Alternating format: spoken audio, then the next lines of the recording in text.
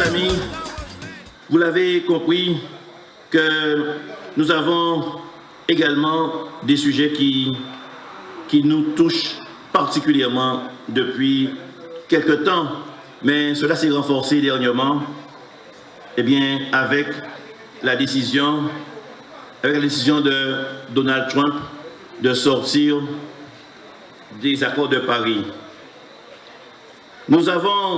Nous voyons bien que l'activité économique qui est basée sur un prélèvement sans limite de nos ressources, ça conduit à un certain dérèglement de notre climat. Souvent, nous-mêmes, on se dit, oh, on a fait chaud aujourd'hui, je dois faire plus chaud que d'habitude. Et on se rend compte qu'effectivement, il y a ce phénomène de réchauffement climatique. Si vous allez, par exemple, à Sainte-Anne, au bout de Sainte-Anne sur la plage, vous verrez que la mer est en train d'empiéter sur le centre-bourg de Sainte-Anne. Et donc nous sommes particulièrement exposés en tant qu'archipel à des risques majeurs et environnementaux. Nous constatons qu'il y a des dégradations de plus en plus fréquentes de la qualité de l'air.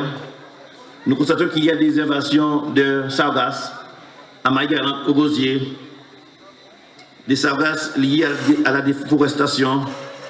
Nous constatons qu'il pleut de plus en plus orageux, des inondations qui existaient qu'en Guadeloupe, maintenant qu'on note qu'il y a des inondations en Europe, des ouragans de plus en plus fréquents, de plus en plus violents. Et donc ces risques-là, ce n'est plus une vue de l'esprit, c'est de la réalité. Et il s'agit d'une menace réelle. Et donc, le réchauffement climatique ne connaît pas de frontières. Et donc nous devons faire en sorte d'avoir un modèle de développement qui soit durable, soutenable, puisque dans le cas contraire, nous sommes condamnés à mourir et à périr comme des imbéciles, et ça sera ensemble. Et donc je ne conçois pas le développement durable qu'à l'intersection des solutions innovantes relatives aux problématiques économiques, sociales, environnementales et culturelles.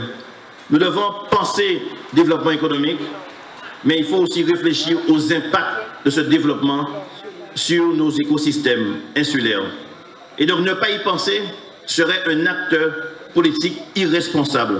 Nous devons valoriser, protéger, prendre soin pour que nous ayons un développement durable. Et donc, dans cette perspective, je serai un parlementaire qui demandera qu'on puisse appliquer le principe de précaution, surtout en l'état actuel de nos connaissances scientifiques, qui ne permet pas réellement de mesurer l'évaluation du risque écologique. Nous devons travailler pour la diminution des émissions de gaz à effet de serre, en soutenant et en votant des projets qui visent au développement des énergies renouvelables, qui sont nos matières premières ici en Guadeloupe. Solaire, éolien, énergie marine, biomatériaux, etc.